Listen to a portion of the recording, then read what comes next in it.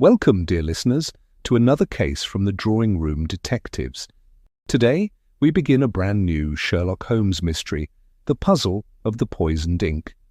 When a series of anonymous letters start arriving at London's leading newspapers, each predicting scandals before they happen, Holmes and Watson are drawn into a dangerous game of media manipulation and political sabotage.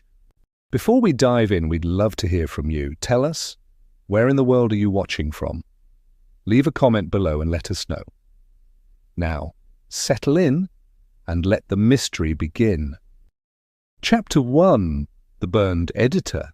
It was during one of those intervals of relative quietude which occasionally punctuated our lives at Baker Street that I happened to find Sherlock Holmes deep in contemplation and surrounded by the clutter of newspapers, monographs, and chemical apparatus.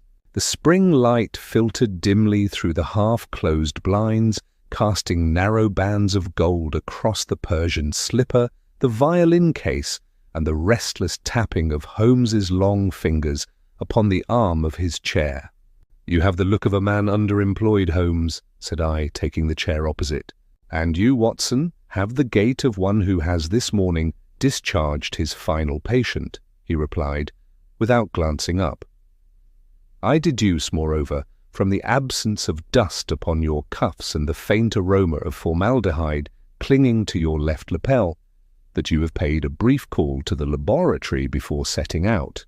I laughed. "Your talents, Holmes, continue to render observation a most unequal contest." He smiled faintly, but whatever reply he might have offered was forestalled by the arrival of Mrs. Hudson, bearing a visiting card upon a tray. "A Mr. Harold Lytton to see you, sir," she announced. Holmes took the card, studied it, and motioned for the gentleman to be admitted.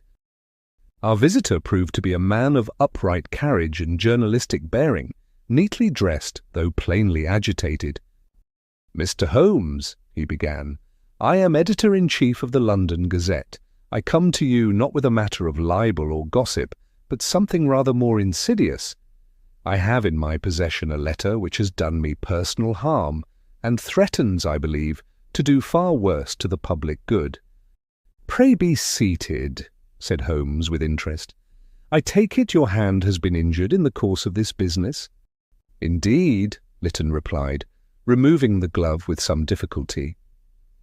3 days ago I received an unsigned envelope bearing no indication of origin. It was addressed to me alone, and the letter within was composed in a curious, shimmering ink. Upon touching it, I experienced a stinging sensation which soon gave way to these burns. My physician was at a loss to identify the substance. "Curious," said Holmes, rising to inspect the hand more closely. "And the contents of the letter?" Lytton hesitated, then replied, "It detailed, with alarming precision, 2 political scandals which were subsequently revealed in rival papers within 48 hours. One concerned a naval procurement irregularity, the other an affair of moral compromise in a government office. Were you in possession of those facts at the time?"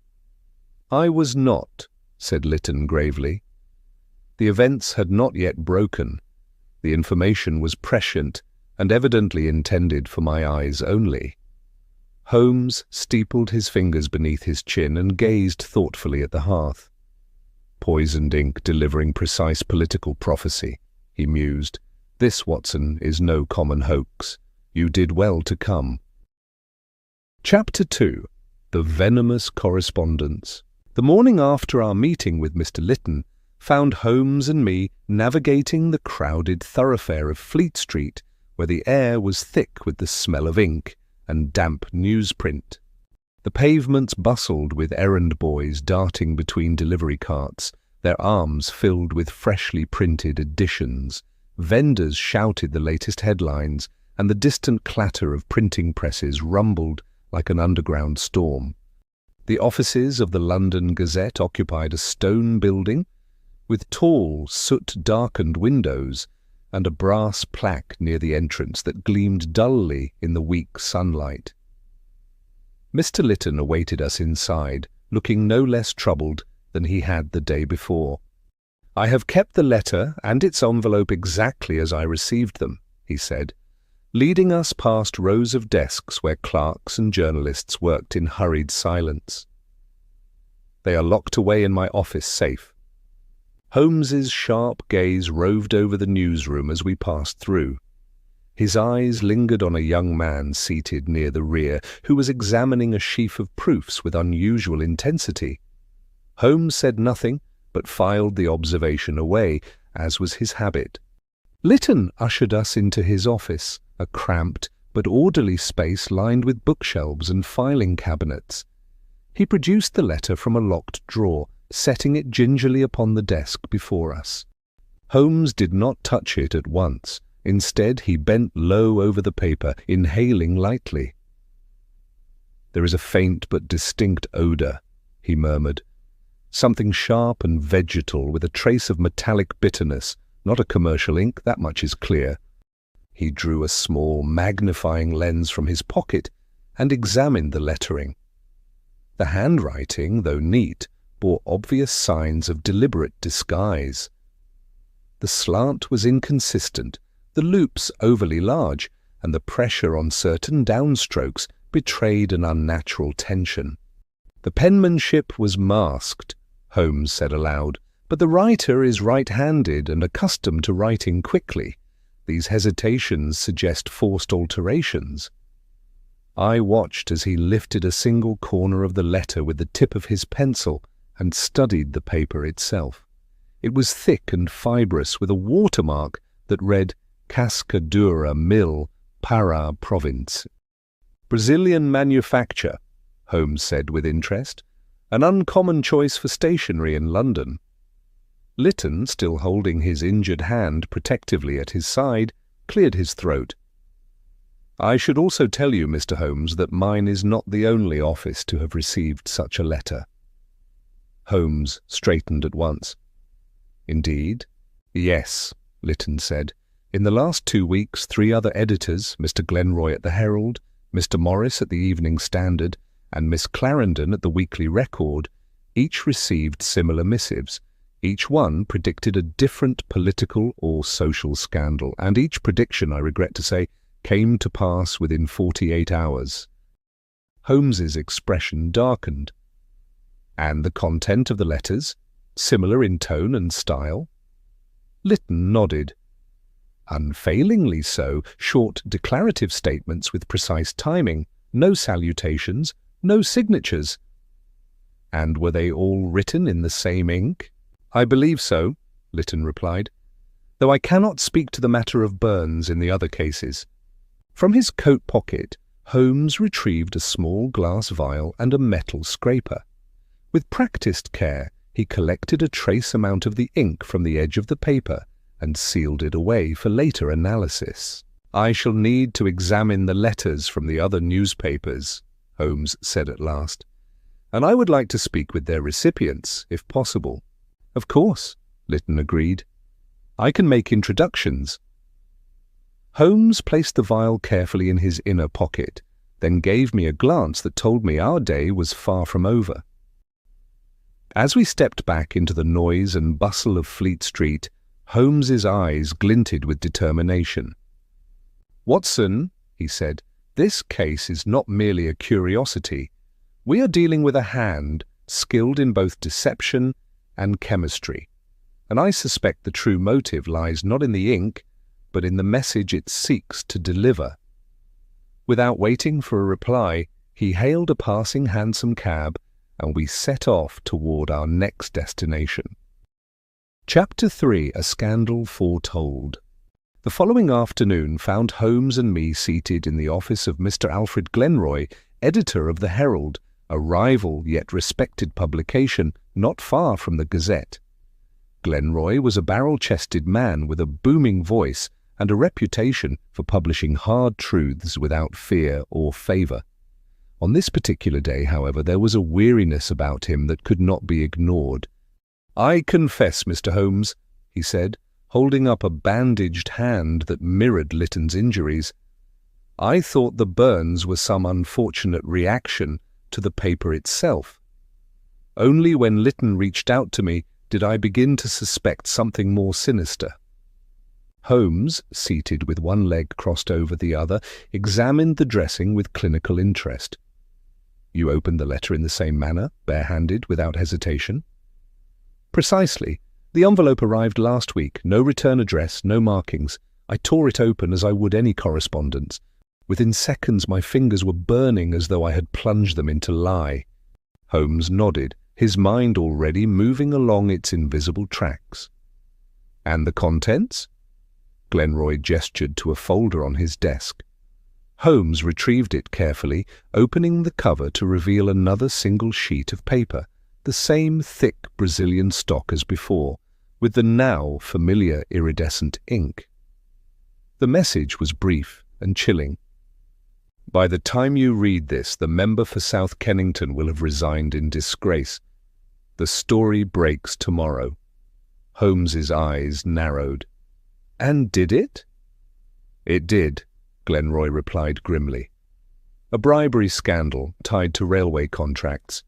We had the story confirmed by noon the following day. Holmes fell silent for a long moment, studying the letter as though willing it to yield its secrets. The timing is precise, he murmured at last. The letters arrive just before the scandal becomes public knowledge, giving the appearance of foresight, though in truth the sender must possess advanced knowledge of these events before they unfold. You believe the writer is connected to the sources of these scandals? I asked. Undoubtedly, Holmes said, either as an insider or through a network of informants. Glenroy cleared his throat. There is something else. Another letter arrived this morning. At this, Holmes's head lifted sharply. You have it here? Glenroy opened a locked drawer and produced the latest envelope, still sealed and handled with great caution. I did not dare open it after what happened before, he said. Holmes examined the exterior. The handwriting matched the earlier letters with the same disguised slant and forced loops. The paper bore the same faintly metallic odour. With your permission, Holmes said, withdrawing a pair of gloves from his coat pocket. By all means, Glenroy replied, leaning back. Holmes slit the envelope open with the edge of a letter opener, carefully sliding the single sheet free. He read it aloud. Diplomatic trust will fracture before the ink dries on the treaty. Watch the headlines within 48 hours. Glenroy's face paled. Surely not the Anglo-European Accord. The negotiations have been the Crown's chief concern for months. Holmes did not answer immediately. Instead, he read the letter a second time, then folded it neatly and returned it to the envelope. Tell me, Mr. Glenroy, he said, at what hour did this arrive? Shortly after 8 this morning, Glenroy replied. Holmes glanced at his watch, then turned to me. Watson, make note of the delivery time. If I am correct, these letters are dispatched with extraordinary calculation. The sender is not reacting to the scandals after they happen, but is timing the arrival to anticipate them by mere hours or days. And the ink, Holmes, I asked. Surely such a substance is not easy to procure. Indeed not, Holmes said with quiet satisfaction. Which is why our next visit shall be to the few chemists in London who specialize in exotic plant toxins. Before we departed, Holmes paused at the door and turned back to Glenroy. Should you receive another letter, do not open it, he instructed. Send word to me at once. Glenroy nodded solemnly. As we stepped back out into the cold afternoon light, Holmes's expression grew more focused than ever. Chapter 4. The Ink Analysis. The following evening found Holmes deep in the heart of his laboratory work, the sitting room at Baker Street transformed into a chaotic display of glassware, pipettes, and steaming flasks. The familiar scents of iodine and alcohol hung heavy in the air, mingling with something more acrid and unfamiliar. I sat by the window, observing him with a mixture of fascination and resignation. For the better part of 2 hours, Holmes had moved from bench to microscope, then back again, stopping only to jot rapid notes into his worn leather notebook. The samples from both Mr. Lytton and Mr. Glenroy's letters lay in petri dishes upon the table, alongside thin glass slides and strips of blotting paper. Holmes held one of the stained slides up to the gaslight and examined it closely through a small brass microscope. "A curious composition, Watson," he said at last, without lifting his gaze. "Not the work of any commercial ink manufacturer, that much is certain." I rose and moved closer, peering over his shoulder. "What do you find?" "The ink appears to contain a suspension medium of glycerin, most likely to prevent the toxin from drying too quickly," he replied. "The pigment is a mixture of indigo and a mineral-based dye, probably to create that unusual iridescence we observed. But it is the third component that interests me most." He pointed to a small beaker on the table where a cloudy liquid swirled faintly under the light. "Traces of a South American plant extract," Holmes continued. "Derived, if I'm not mistaken, from the sap of the Euphorbia latissima, commonly known in certain regions as the devil's milk." I frowned. "A dangerous substance?" "Indeed," Holmes said, setting the slide aside.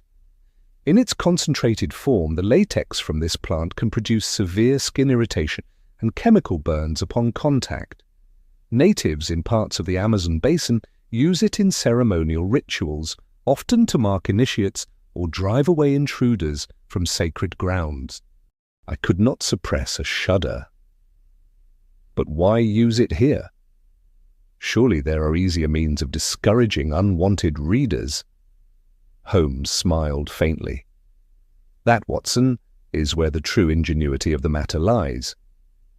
He crossed the room to where he had set up a small retort and began heating another sample over a spirit lamp. "Consider the effect," he said as he worked.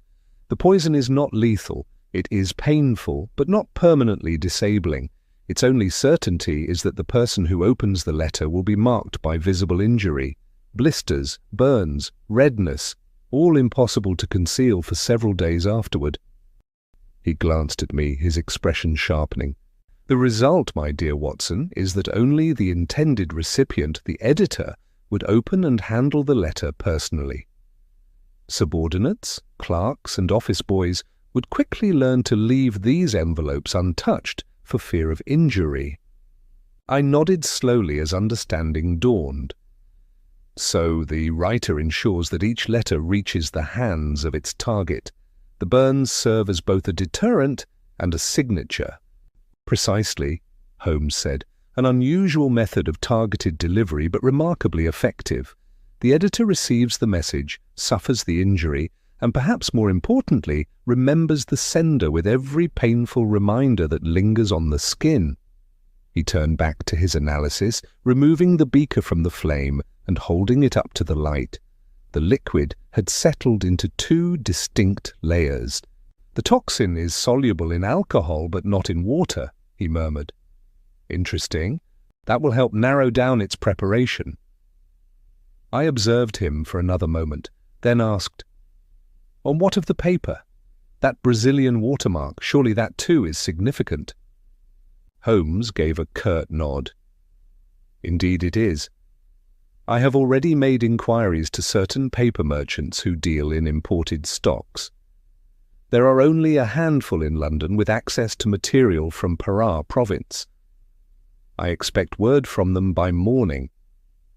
As Holmes began cleaning his equipment, a light knock sounded at the door.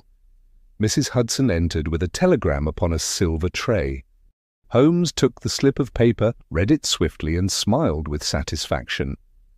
"Ah, excellent," he said.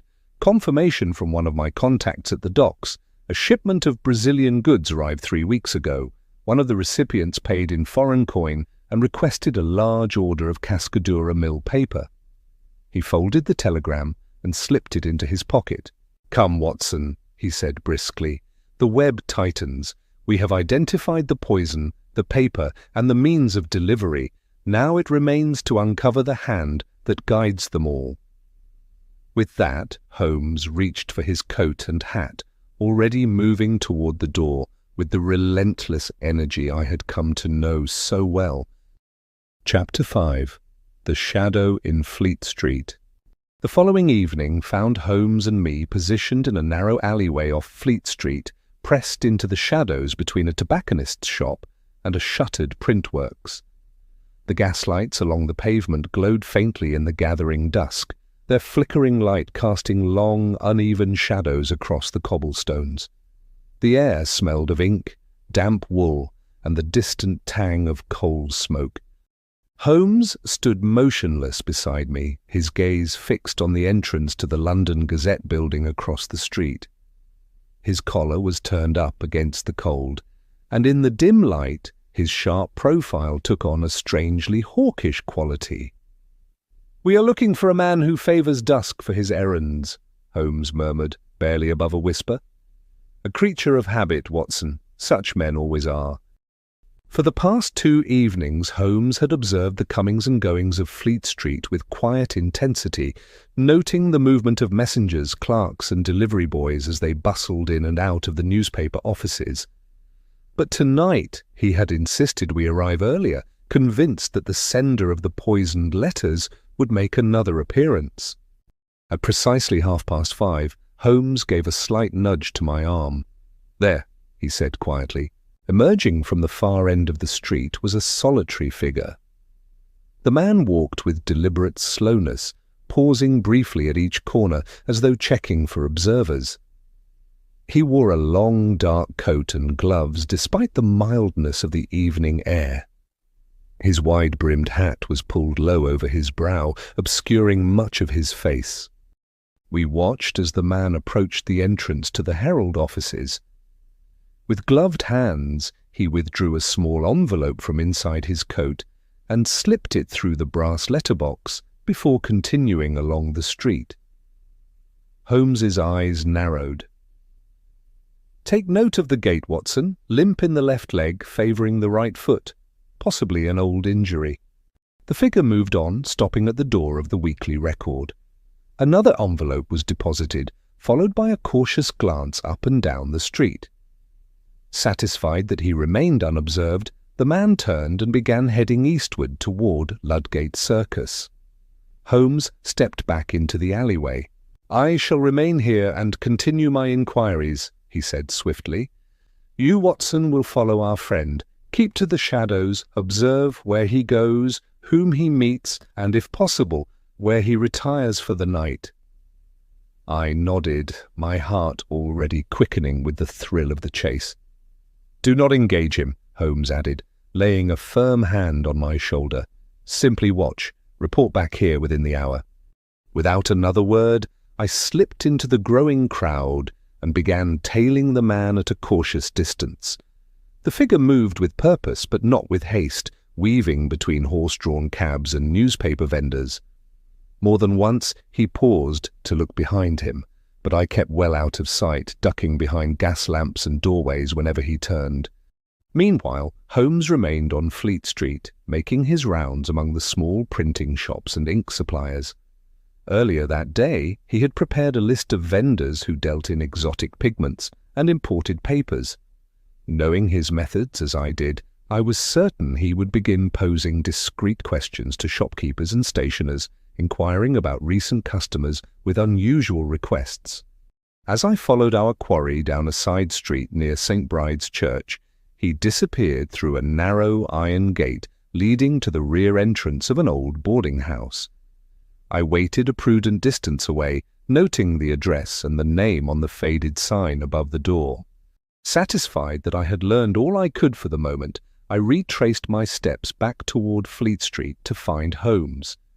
When I returned to our designated meeting point, I found him emerging from a small shop with a self-satisfied smile. "Excellent timing, Watson," he said, drawing me into the shadow of the alley once more. "I believe we are closing in on our elusive letter writer." I recounted my observations, including the man's destination and the details of the boarding house. Holmes listened with keen interest. "Very good, Watson. Very good indeed. Tomorrow morning we shall pay a visit to Langley House.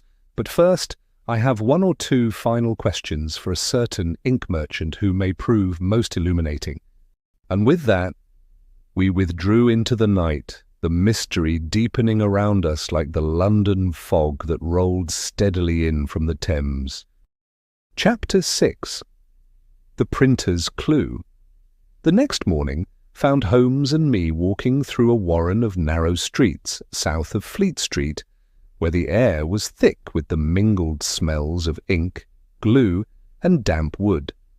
The shop-fronts here were modest affairs, their windows cluttered with samples of stationery, printing blocks, and dusty bottles of ink in every imaginable shade. Holmes paused before a small, dimly lit shop wedged between a tobacconist and a cobbler. The faded sign above the door read, "Merrick and Sons, Printers and Stationers, since 1842. The interior was cramped and smelled of linseed oil and varnish. Wooden trays of typeface lined the walls, and stacks of paper lay bundled in the corners. Behind the counter stood an elderly man with ink-stained fingers and a pair of cracked spectacles perched on the end of his nose. "Good morning to you," the man said, squinting at us. "What can I do for you, gentlemen?" Holmes stepped forward with the easy confidence that often won him cooperation in such places. "Mr. Merrick, I presume?" "I am Sherlock Holmes, and this is Dr. Watson. We are investigating a matter which may touch upon your line of work." The printer's brows rose. "Indeed?" "Well, I have little to do with anything outside my presses these days, but if I can be of service, I will." Holmes withdrew a folded piece of paper from his pocket and laid it upon the counter. It was a sample of the Brazilian stationery taken from one of the poisoned letters, carefully handled with gloves. "Have you, by any chance, sold paper of this particular make in recent months?" Holmes asked. Merrick adjusted his spectacles and examined the sample closely. After a moment, he let out a low whistle. "I'll say this, Mr. Holmes, that is not a common paper stock. Cascadura Mill, Pará Province. I have only had one customer request." Holmes's eyes brightened. "When was this?" 2 months past, near the end of January," Merrick replied. "The gentleman was most particular, came in wearing gloves and a scarf wrapped high around his face, never removed them the whole time he was here." "Did he give his name?" Holmes asked. "No, sir," Merrick said, shaking his head. "Paid in advance and insisted on cash, though now that I think of it, the coins he gave me were foreign, silver ducats if I am not mistaken, Eastern European judging by the stamp." Holmes's expression grew even more attentive. "What exactly did he order?" "A custom blend of paper stock, as you see there," Merrick said, tapping the sample with a bony finger. "And he asked for a batch of specialty ink as well. Wanted something with an iridescent quality. Said it needed to remain wet and viscous longer than standard ink." "Did you mix it for him yourself?" Holmes asked. "I did not," Merrick replied. "I sent him to Mr. Kellett at the Inkworks down on Pemberton Street. They handle custom pigments." Holmes made a note in his pocketbook. "And after that?" "Never saw him again," Merrick said. "Collected his order a week later and vanished, left no address, no forwarding information. I did wonder at the time, but I assumed he was one of those eccentric artist types." Holmes smiled faintly. "You have been most helpful, Mr. Merrick. One final question. Did he arrive on foot or by carriage?" "On foot," the printer said after a moment's thought. "Came from the direction of the Holborn Viaduct and left the same way." Holmes nodded, satisfied. "Thank you." We stepped back into the street where the morning fog still lingered in patches along the gutters. Holmes stood for a moment, gazing down toward Pemberton Street. "Our mysterious correspondent," he said at last, "is a man who takes pains to obscure both his identity and his movements. Foreign coin, foreign paper and ink, designed for both beauty and harm. But even the most careful criminal leaves traces, Watson. He turned, already striding briskly toward our next destination. "Come," he said over his shoulder, "let us pay a visit to Mr. Kellett. The ink may yet reveal the hand that mixed it." Chapter 7. A Diplomatic Connection. It was nearing dusk when a familiar knock came at the sitting-room door of Baker Street. 3 sharp raps, followed by a pause and a fourth, precise, unmistakable. Holmes looked up from the array of notes spread across the table. "Mycroft," he said, without turning his head. "Rather sooner than I expected." Mrs. Hudson entered with a faint frown, carrying a silver tray upon which rested a sealed envelope. "From the Diogenes Club, Mr. Holmes," she said. "The gentleman is downstairs, and he asks whether you might spare him a few moments."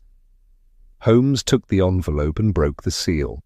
After reading the brief note within, he stood and reached for his coat. "I must leave you briefly, Watson," he said. "This summons cannot be ignored. I shall return within the hour, possibly with fresh intelligence." "From your brother?" I asked, rising. He gave a thin smile. "Yes. And if he is taking the trouble to summon me in person, then the matter is not merely delicate, it is dangerous." With that he swept out into the growing gloom, leaving me with the quiet hiss of the fire and a stack of ominous letters still resting on the table. It was well past 7 when Holmes returned, his step brisk and his face marked with grim concentration. He flung his gloves onto the sideboard and poured himself a measure of brandy before sinking into his chair. "Mycroft has confirmed what I feared," he said. I leaned forward. "This is about the treaty, then?" "Precisely," Holmes replied. "The Anglo-European peace accord, which has occupied the better part of the Foreign Office for months, is now under direct threat. Several last-minute amendments have created tensions among the negotiators. British intelligence has intercepted whispers of dissent being fed to the press, not by rogue journalists or disgruntled staffers, but by agents working on behalf of a foreign power." I frowned. "You suspect the same hand behind the poisoned letters?" "I do not merely suspect it," Holmes said. "I am now nearly certain of it. The timing of each scandal, the targeted delivery, the calculated nature of the ink, all point to a single conclusion. Someone is using London's press as a weapon to destabilize the diplomatic process." He rose and crossed to the window, gazing out into the lamplit street below. "Mycroft believes," he continued, "that a certain figure recently arrived in London may be behind the scheme, a diplomat operating under the name Vladislav Petrovich, officially attached to a minor Eastern European embassy, but long suspected of engaging in what is politely called unofficial influence." I recognized the name at once. "Petrovich, the same who was expelled from Paris 3 years ago?" Holmes nodded. "The very one. In France, it was suspected he engineered the release of forged political letters which nearly upended a ministerial election. In Berlin, he was linked to the theft of confidential military memoranda. Both times he vanished before charges could be brought. Now he has appeared in London, attending salons and official gatherings, keeping just within the bounds of diplomatic immunity." "And Mycroft believes he is involved here?" "He would not say it outright," Holmes replied, "but he all but placed the name in my mouth. The truth is, Petrovich has both the motive and the temperament. He views political negotiation as a chessboard and the press as his rooks and bishops." Holmes returned to the table and began flipping through the letters once more, examining them with fresh eyes. "There is something deliberate in the tone of these messages," he said. "Each one not only forecasts scandal, but seems designed to erode public trust in authority. Ministers disgraced, policies questioned, alliances fractured, and now The letter predicting that trust will be broken before the treaty is signed. I considered the implications in silence. "What do we do?" I asked at last. Holmes tapped a finger against the edge of a letter. "We find Petrovich, we observe him, and we determine whether he is merely a guest at the diplomatic table or the man poisoning the ink behind the scenes." He stood and reached for his coat once more. "Tomorrow evening, Watson," he said, "we attend the ambassador's reception at Belgrave House. Petrovich will be there, and if my instincts are correct, so too will the next move in his game." Chapter 8. The Decoy Letter. The next morning, Holmes appeared more animated than I had seen him in days. He stood at the mantelpiece with a sheaf of paper in one hand and a bottle of ink in the other, speaking quickly and with purpose. "We shall give our adversary an opportunity to reveal himself, Watson," he said. "Thus far he has controlled the flow of information. Today we shift the balance." I looked up from my chair where I had been reading over notes from our Fleet Street observations. "You mean to bait him?" "Precisely," Holmes replied. "A false letter written in the same theatrical hand, on the same type of imported Brazilian paper. The only difference is that this one shall contain nothing of value and none of the venomous ink. A harmless forgery, but planted where the original letters have done the most damage." He sat at the writing table and began composing the counterfeit letter, carefully mimicking the exaggerated loops and rigid slant of the original handwriting. The message was vague, a suggestion of an impending scandal involving a high-ranking trade official and a supposed scheme to divert funds to a private company. "Convincing enough to tempt interference," Holmes muttered, "but false enough to expose the meddler." Once the letter was sealed and dried, Holmes wrapped it in a plain envelope and handed it to me. "To the London Gazette, Watson. Ensure it is delivered into their general correspondence box before mid-afternoon. Then we shall return at dusk." That evening we took our positions in a narrow corridor overlooking the Gazette's main editorial room. Holmes had arranged with Mr. Lytton to give us discreet access to an unused loft space above the offices. Through a ventilation grille, we could observe the room below without being seen. The room was mostly quiet at that hour. The senior staff had left for the day, and only a few clerks remained, tidying desks and gathering correspondence. Among them was a young man we had noticed during an earlier visit, a slight fellow with thinning hair and an anxious manner. His name, Lytton had told us, was Percy Lang, a junior clerk responsible for handling and sorting incoming letters. Holmes's eyes were fixed on Lang. "There," he whispered, as the clerk approached the table where the decoy letter had been placed that morning. Lang glanced over his shoulder before lifting the envelope. He turned it in his hands, examined the handwriting, and then, after another furtive look, slipped it into his coat pocket rather than the appropriate sorting tray. Holmes's mouth curved into a thin smile.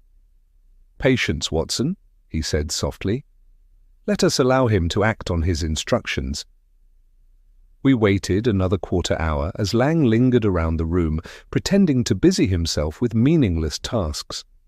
At last he left, descending the stairs toward the side exit. Within moments Holmes had moved. We descended from our perch and emerged into the alley behind the building just as Lang exited into the evening fog. Holmes stepped into his path. "Good evening, Mr. Lang." The young man froze, his face draining of colour. I beg your pardon." Holmes gave no introduction. "You have something in your coat pocket that does not belong to you." Lang looked between us, then made a sudden turn as if to flee. Holmes caught him by the arm with a grip like steel. "I would not recommend that," he said coolly.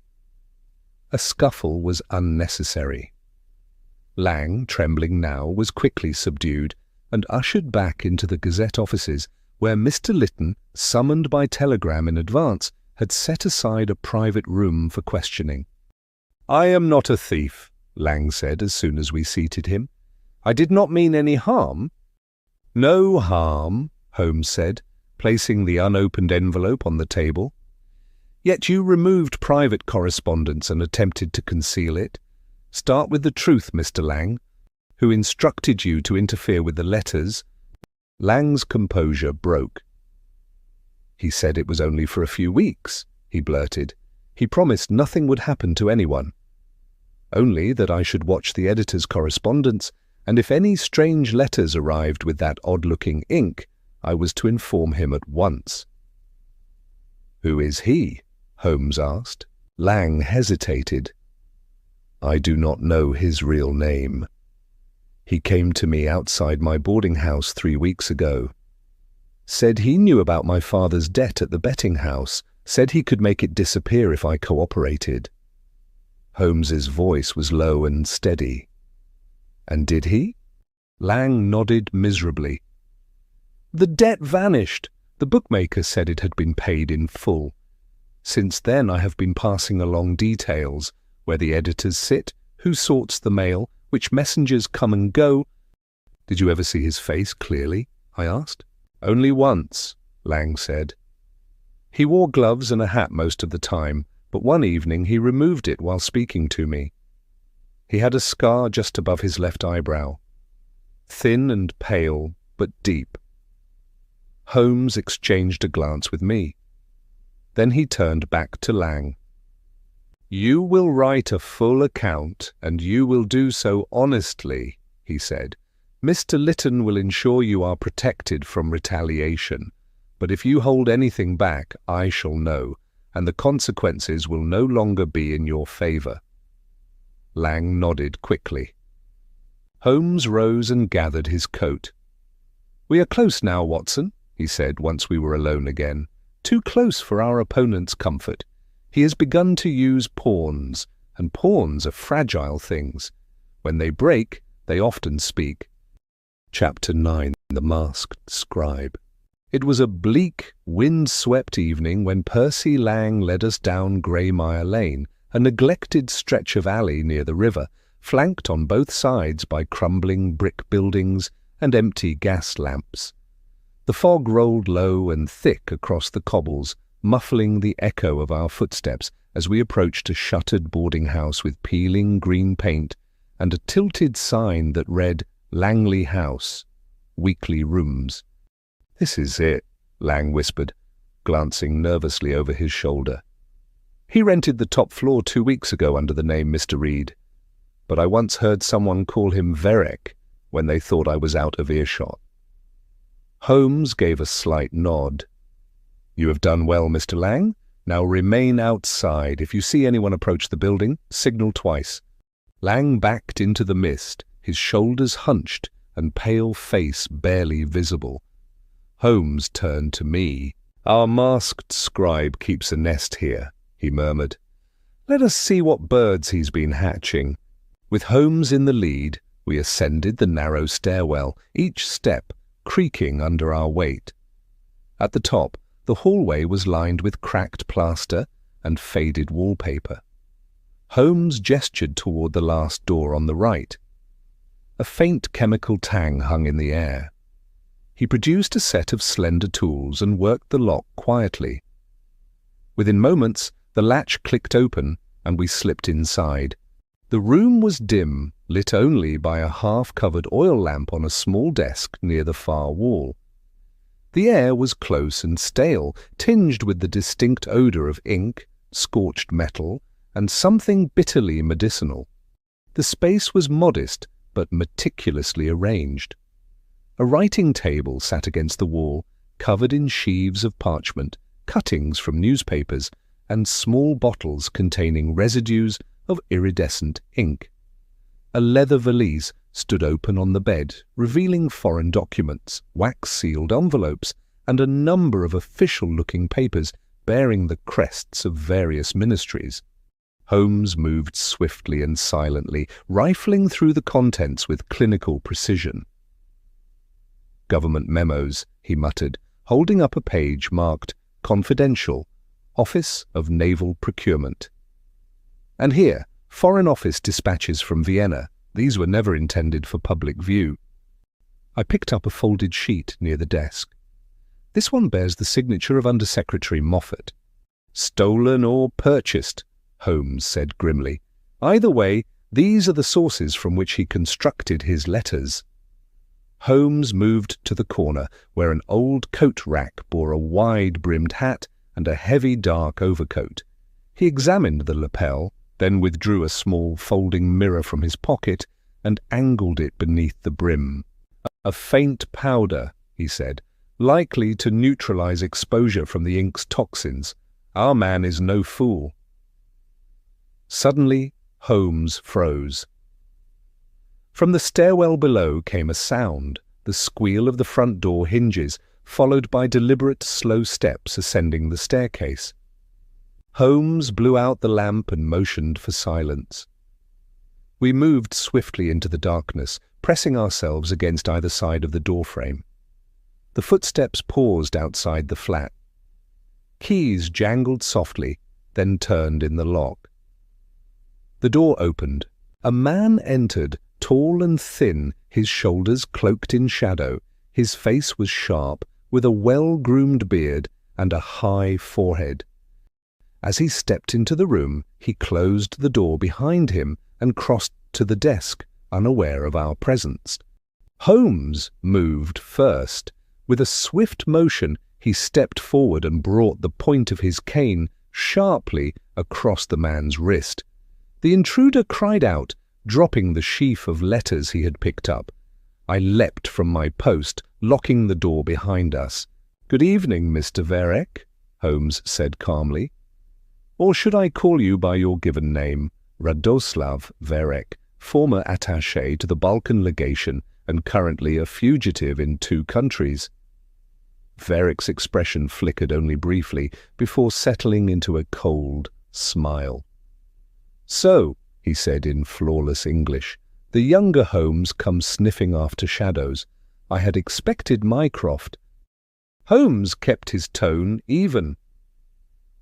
"Mycroft prefers diplomacy. I favor resolution." Verek slowly straightened. "You have no warrant, no charges. This is sovereign ground as far as your laws are concerned. But your methods are not," Holmes said. "Stolen documents, bribed officials, chemical weapons disguised as ink. You sought to destabilize the treaty by igniting London's press. It was clever, but it ends here." Verek's eyes flashed. "You cannot stop the truth, Mr. Holmes. The scandals were real. I merely revealed what your own government tried to bury." "Indeed," Holmes replied. "But you timed your revelations with surgical precision, not for truth's sake, but to destroy negotiations. That makes you not a journalist, but a saboteur." I noticed then that Verek's hand had slipped toward the coat on the rack. Holmes saw it too. "Do not reach for the coat," Holmes said coolly, "unless you wish to find out whether I carry a pistol." "I do not, but Watson does." Reluctantly, Verek stepped away. Holmes gathered the letters and placed them into a satchel, along with the bottles of ink and the foreign documents. "You will not get far," Verek said quietly. "There are others like me, and they are already in position." "Perhaps," Holmes replied. "But tonight, they are 1 man fewer." Within the hour, Verek was escorted into the custody of military intelligence, summoned by Holmes via special courier.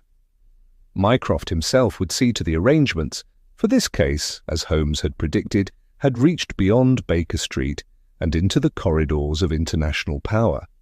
As we walked back through the fog-wreathed streets toward home, Holmes said nothing for some time. Then at last, he murmured, "Truth is rarely pure, Watson, and never simple. But the manipulation of truth, that is the greater crime." And with that, he disappeared once more into the swirling London mist. Chapter 10. The Final Letter. It was not yet dawn when Holmes burst into our sitting room, the folds of his coat trailing behind him like a tattered banner. His eyes were bright, alert, and tinged with urgency. He carried no satchel, no fresh documents, only a small, crumpled telegram in his gloved hand. "The game is not over," he said flatly. I sat upright at once. "Veric?" "Detained," Holmes replied, "but not before he dispatched a final letter, one I failed to anticipate." I stood. "To whom?" He held up the telegram. "To the Right Honourable Edmund Willoughby, Secretary of State for Foreign Affairs." My heart sank. "If he opens it," Holmes cut me off, "it will not kill him, but the contents will do worse. According to what we found in Veric's quarters, the letter contains fabricated correspondence implicating Willoughby in secret dealings with a foreign bank. Letters forged with stolen signatures and real documents modified just enough to seem damning. A scandal of that magnitude would collapse the treaty and bring down half the cabinet," Holmes said grimly. "The Foreign Secretary would have no choice but to resign under suspicion.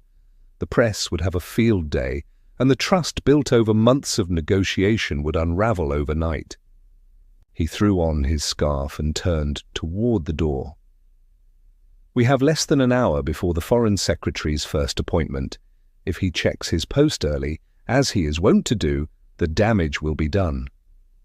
"Then we must reach him first," I said, grabbing my coat. We hurried down Baker Street, then through the silent avenues of Mayfair, the early morning fog curling along the ground like a living thing. No hansom cab could move faster than Holmes's long strides that morning. We reached Carlton House Terrace, where the Foreign Office maintained its private residence, just as the gas lamps were beginning to sputter into daylight. A footman stood outside the gate, adjusting the collar of his uniform. Holmes strode directly up to him. "Mr. Sherlock Holmes, here by order of military intelligence," he said. "We must see the Foreign Secretary at once. A matter of national urgency." The footman hesitated, confused by the sudden arrival. "He has just risen, sir. He usually reviews his correspondence during breakfast." "Then we are already late," Holmes muttered, pushing past him. We were shown to the morning room, where Edmund Willoughby, a dignified man with grey side whiskers and a perpetually weary expression, sat with a silver tray of toast, tea, and a neatly stacked pile of unopened correspondence at his side. He looked up in mild surprise. "Mr. Holmes, I was not expecting a visit at this hour." Holmes made no effort to sit. "You have received a letter this morning." No return address, heavy paper, faint metallic sheen in the ink. Willoughby, slightly alarmed, turned to the stack. "Why, yes, I noticed the odd texture. It is here." He reached for the envelope. Holmes lunged forward. "Do not touch it," he snapped. "The ink is laced with a chemical compound that causes blistering burns. We've seen 3 editors injured already." Willoughby's hand froze an inch from the envelope.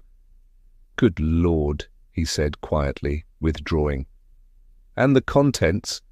"Forged documents designed to implicate you in financial impropriety," Holmes replied. "The forgery is detailed but ultimately traceable. It is meant to destroy your credibility and collapse the treaty negotiations." Willoughby's face paled as he reached for a pair of tongs and lifted the envelope into a porcelain basin used for ash. "This is Veric's work?" Holmes gave a sharp nod. The final blow in a series of calculated disclosures, all part of an effort to unseat the British delegation from within. Willoughby turned to the butler at the door. "Send a man to General Whittington's office. Tell him Veric's communication has been intercepted, and Mr. Holmes is to be given full access to the documents." As the butler departed, Willoughby returned his gaze to Holmes. "You have spared this government a profound humiliation, and perhaps more importantly, you have preserved a fragile peace." Holmes merely inclined his head, Truth can withstand time and scrutiny, but it cannot survive the flames of deliberate distortion. We left Carlton House Terrace as the sun finally broke through the mist, warming the damp pavement underfoot. Holmes walked in silence for some time, his gaze distant, the collar of his coat turned against the breeze. "You look dissatisfied," I remarked. "Not dissatisfied," he said at last, "merely aware that for every Veric exposed, there may be another in his place already writing the next letter." "And yet," I said, "this one was stopped." Holmes offered a faint smile. "For now, Watson, for now." Chapter 11. Ink and Influence. 3 days had passed since the letter intended for the Foreign Secretary was safely intercepted. Thanks to Holmes's swift intervention, the letter became a piece of evidence rather than a weapon. Its exposure unraveled the final thread of the conspiracy. Radoslav Verek, now identified and detained under the Official Secrets Act, was turned over to British intelligence and interrogated in a secure compound outside London. He never denied authorship of the letters, nor the forgeries, nor the toxins. In fact, according to Mycroft Holmes, who oversaw parts of the inquiry, Verek seemed almost pleased with his capture, like a playwright whose final act had received the attention it deserved. His crime, Mycroft later said, was not against any individual but against the very notion of objective truth. When pressed on his motivation, Verek offered a single, measured response. The truth, left unguarded, becomes a lie in waiting. The government kept the matter classified. Only a carefully worded statement was released to the public citing foreign interference in confidential communications and the prevention of a severe diplomatic rupture. No trials, no names, quiet resolution in the interest of national stability. Holmes, however, did not let the story rest. "You recall," he said to me one afternoon as we sat in our rooms at Baker Street, "the name Petrovich?" "Of course," I replied. "You suspected he was involved." "He was," Holmes confirmed. "Petrovich is Verek's cousin, not by blood, but by allegiance. Petrovich once served in the Eastern Intelligence Division of his country's internal ministry. Verek's actions were not those of a lone saboteur. He was the instrument. Petrovich was the composer." "Then why was Petrovich not arrested?" I said. Holmes gave a thin smile. "Diplomatic immunity. The Crown is not in the habit of sparking wars over shadows and ink." He walked to the fireplace where the day's post lay unopened. "But the message was received, Watson. The treaty held. The scandal was undone before it could erupt. Verek's plot failed."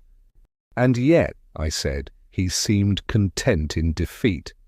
Holmes nodded slowly. "Because he believed in the fragility of perception. His goal was never simply to destroy careers, it was to show how easily public trust can be turned into a weapon. That poison can be poured not into a chalice, but into a headline." He paused, lifting a folded newspaper. "He used truth like a skeleton, and lies as its flesh. And in a world as hungry for information as ours, that is a dangerously effective formula." As the fire crackled, I returned to my notebook and began to write the final lines of the case. Radoslav Verek had authored no death, spilled no blood, fired no shot.